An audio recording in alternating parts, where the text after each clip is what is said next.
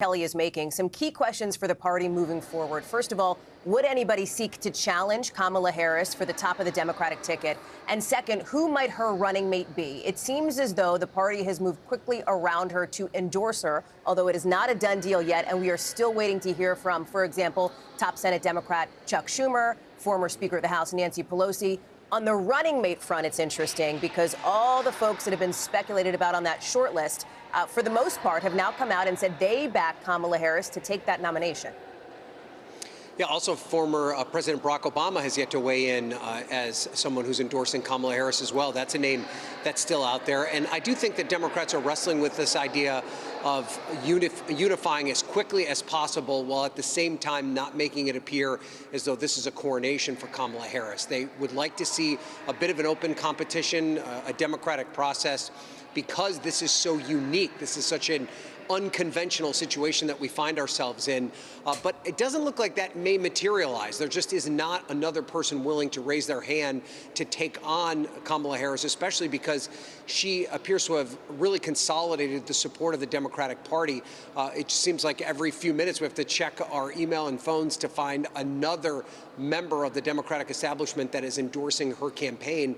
And so I think that will make it difficult for another candidate to emerge. We saw Joe Manchin of West Virginia very briefly flirt with the idea of challenging or at least putting his hat into the ring and then quickly backing away, but still calling for an open process. You know, Hallie, I think what we're about to see play out here on the South Lawn is something that the Democrats that I've talked to are yearning for. They really believe that Kamala Harris excels in settings like these. And they believe that, you know, when you're the vice president, you only have a very few opportunities to be at center stage. You are really a supporting character when it comes to the administration and its work. And they believe that she has the ability and the goods, if you will, to stand on her own 2 feet and be a star in the Democratic Party.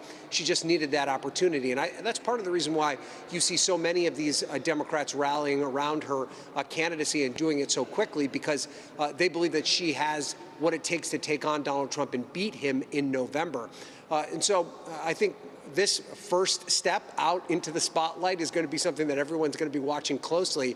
But then this campaign's quickly going to meld into a routine that is much similar, more similar to the presidential campaigns that we've seen over the past decade or so. And Democrats are eager for that to be the contest, a Harris versus Trump contest versus the questions about President Biden and his ability to stand up in a contest like this over the next couple of months, Hallie. Ryan Nobles, thank you very much. As we continue to wait for the vice president to take that microphone there on the South Lawn, we were told that she was a couple of minutes away about 8 to 10 minutes ago, so presumably it'll be any second. I want to get to Monica Alba, who also covers the White House for us. And Monica, talk us through what we're hearing on the money front, if you will. We understand from the vice president's team, now the Harris campaign, no longer the Biden campaign, that they raised something like $50 million since President Biden endorsed Kamala Harris, a record one-day grassroots fundraising haul. What else do we know about that front and about where polling stands now, which was critical, we understand, in President Biden coming to the decision to withdraw from this race? It's an extraordinary amount of money, Hallie, when you consider the amount of time in which they were able to rake that in and the fact that it doesn't seem to be slowing down at all. We are told by campaign officials that they will continue to update us on how much money is being brought in. And remember that this is people donating not just to the Harris campaign, but also to some down ballot races, to some key Democrats who are vulnerable. And so there is this moment within the Democratic Party of feeling like there is new breath here in terms of what was really a serious and very dire donor and fundraising situation after the president's poor debate performance, where we really saw some top donors say, I'm not going to donate another penny to this effort unless the president steps aside. There was some grassroots momentum, but we knew that the fundraising picture, at least for the month of July, was going to be very, very dismal compared to now where we are. There's going to be this huge spike at the end of the month because of this monumental decision from the president. And by endorsing Kamala Harris, that has allowed some of these these groups and some of these outside organizations to also try to rally donations around her. So I think we can expect to see this be another key storyline, though for the Republicans' part, we know that they have also had a monster amount of fundraising in recent weeks and months. So in terms of who's going to have more of a cash advantage, that's now a large question after the Democrats had much of their advantage erased in recent weeks earlier in the summer. You mentioned polling, Hallie. We do know that President Biden in the last couple of weeks had asked some of his most trusted aides to show him polling about Vice President Harris's standing in a head-to-head matchup with former President Trump. We know that that's something that he wanted to see. We know also that the Biden campaign quietly had been doing some of that internal polling, and they weren't going to really publicize that. And they were doing that in a way to try to look at this, they argued, because Donald Trump was stepping up his attacks on Kamala Harris in real time. That's how they tried to frame it. But we know that that's also data that likely President Biden would have wanted to see in order to make his decision. And when you look at the public polling in terms of how Vice President Harris does against former President Trump, there is really a lot to compare with how President Biden was faring. So there is some question here about some concerns in some key battleground states, but there is a sense and some thinking that once Vice President Harris is going to really be the person people and Democrats rally around, she could see a bump in the polling. We'll see if that bears out. But that was something I'm told that President Biden did consider. He wanted to know more details about, and clearly it's something that's been a part of the conversation with some other really bleak battleground polling, I'm told, that he was presented with this weekend. Hallie. Monica Alba, thank you so much. Kelly O'Donnell, let me go back to you on the South Lawn, because as Monica was speaking there in just the last 30 seconds or so, we're getting word about a bit of a schedule shift for the vice president. She is heading to Wilmington later today, right? We had learned through our reporting that she had told her staff she wanted a chance to speak directly to the campaign team. Remember, this is the team that was assembled under Biden-Harris, working in Wilmington, the president's hometown, therefore the hometown of the campaign, and that she wanted to address them. We now know at 3 o'clock this afternoon, in that hour, she's expected to go to Wilmington, to the headquarters, to meet the staff. You can't discount the emotion that is involved in all of this. She, of course, had been a part of the campaign, but now takes on a new role as the president has endorsed her to be at the top of the ticket. The announcements are beginning here. I'll just finish up by saying that the vice president will make that connection with the team that will now work on behalf of trying to get her elected in November if things go as they plan, as this event gets underway. Hallie. Kelly, I'll let you take your seat there as we see some of those athletes coming out. So again, just to be clear, this is a previously scheduled event. It had been on the books to celebrate NCAA college athletes here at the White House.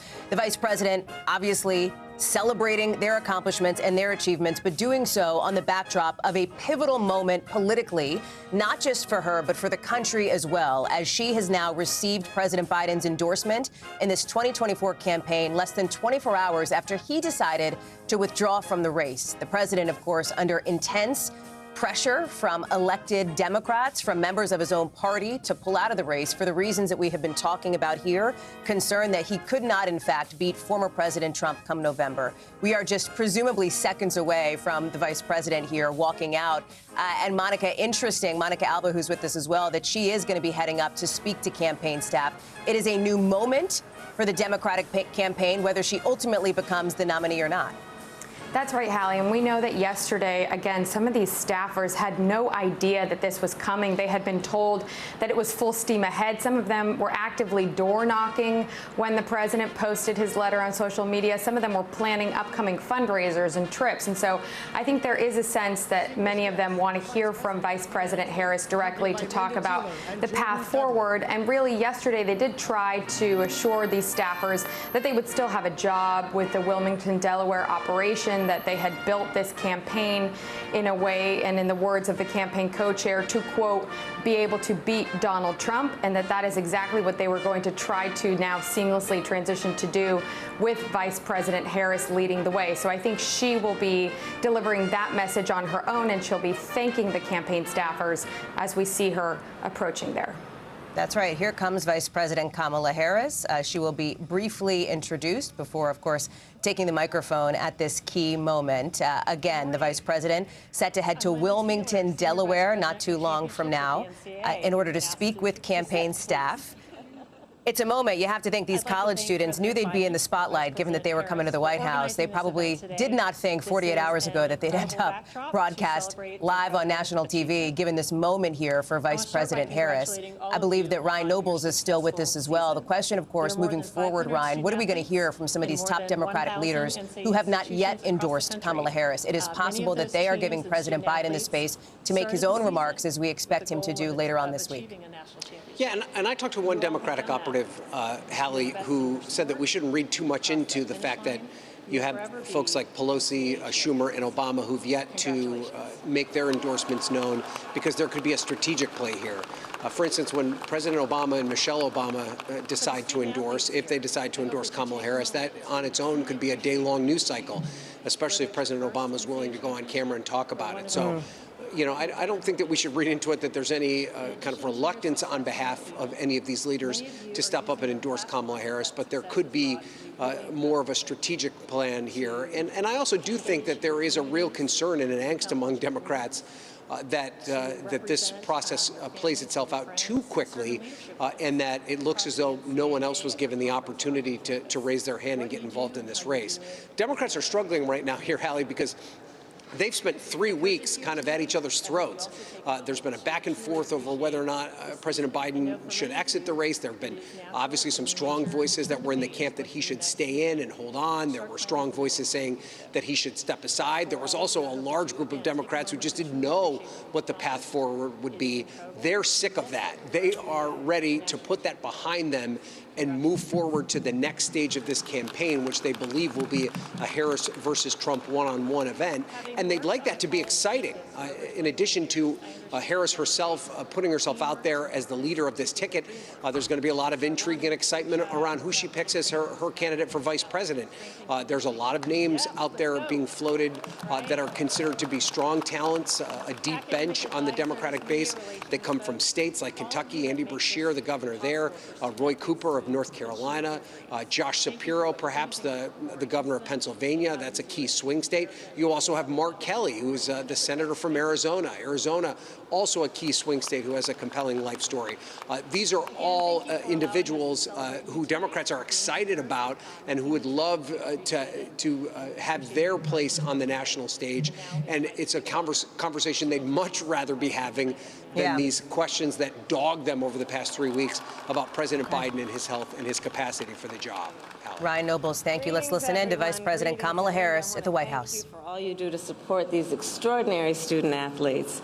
And it is good to be here with so many leaders, including, of course, members of Congress, members of our administration, and our extraordinary athletes.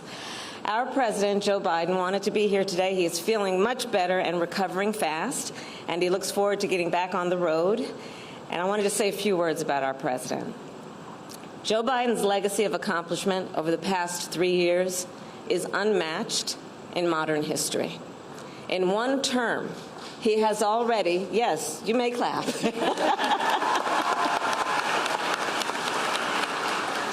In one term, he has already surpassed the legacy of most presidents who have served 2 terms in office.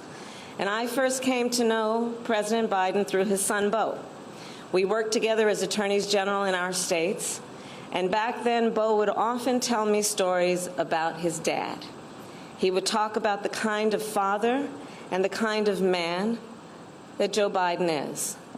The qualities that Beau revered in his father are the same qualities that I have seen every day in our president. His honesty, his integrity, his commitment to his faith and his family, his big heart, and his love, deep love of our country. And I am firsthand witness that every day our President Joe Biden fights for the American people, and we are deeply, deeply grateful for his service to our nation.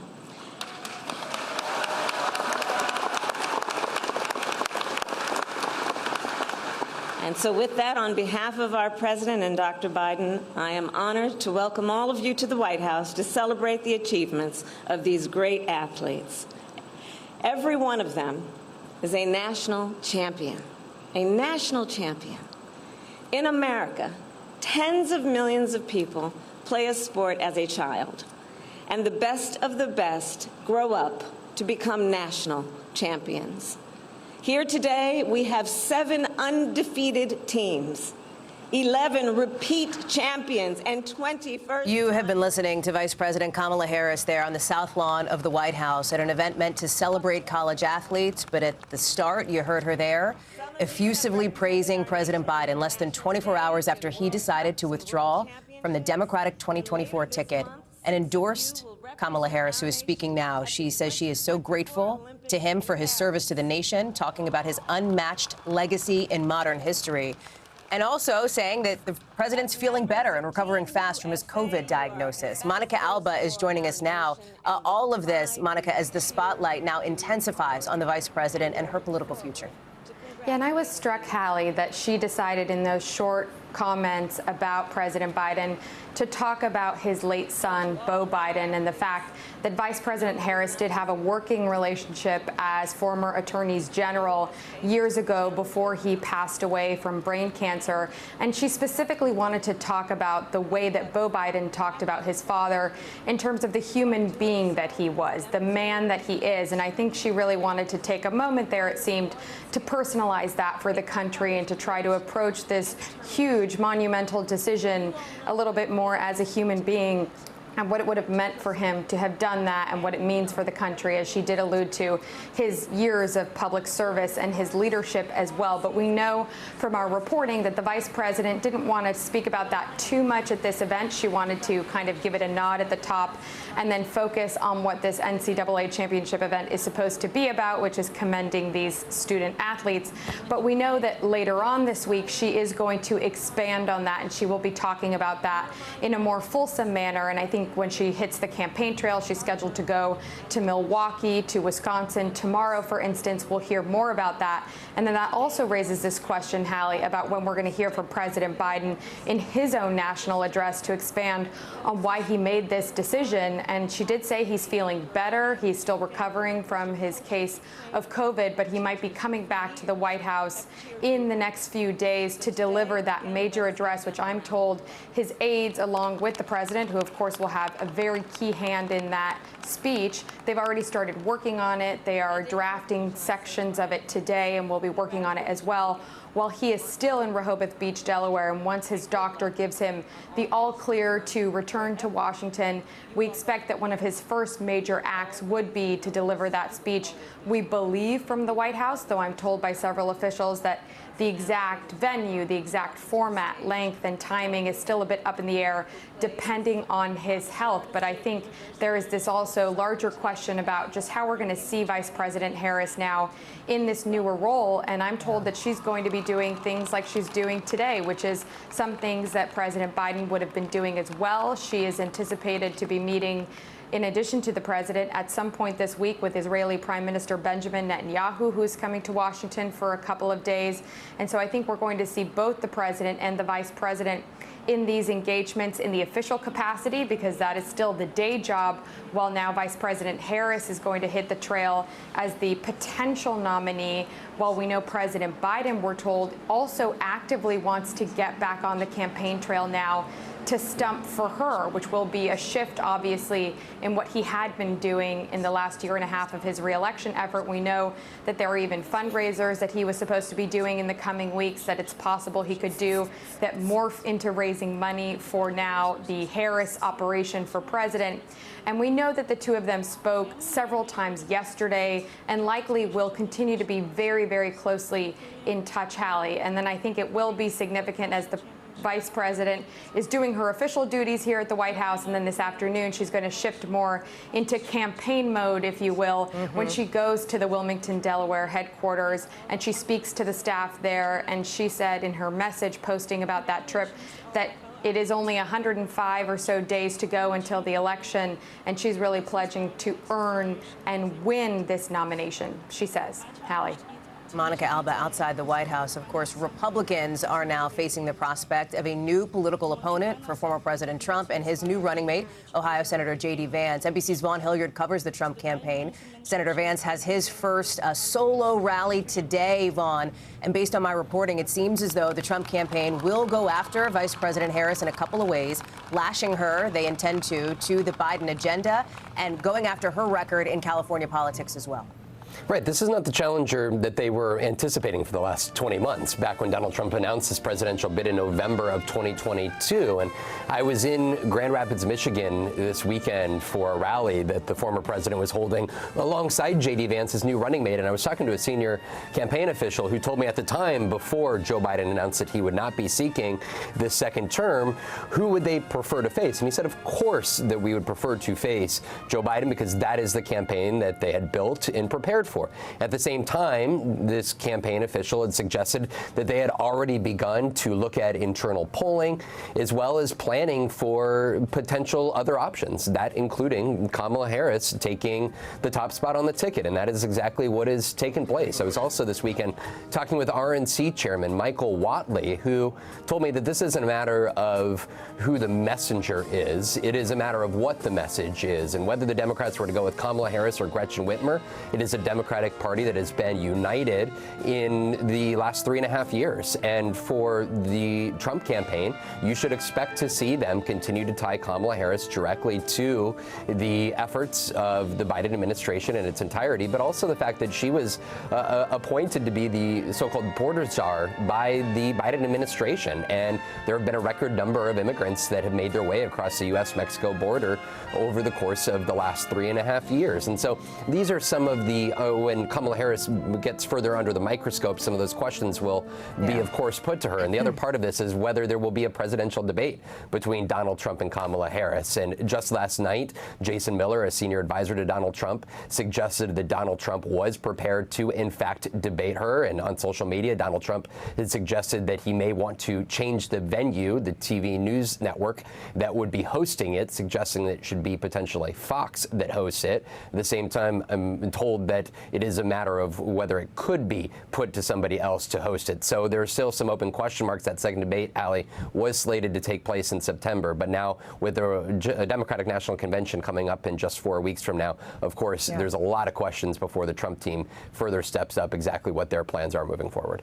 That's right, Vaughn. 4 weeks from today, the DNC is set to begin in Chicago. Vaughn Hilliard, thank you very much. So again, you have just watched Vice President Kamala Harris in her first remarks since President Biden dropped out of the 2024 race and endorsed her as the next nominee. Much to watch in the days ahead for all of us here at NBC News. Thank you. This concludes our special report. Much more ahead on Nightly News and on NBCnews.com.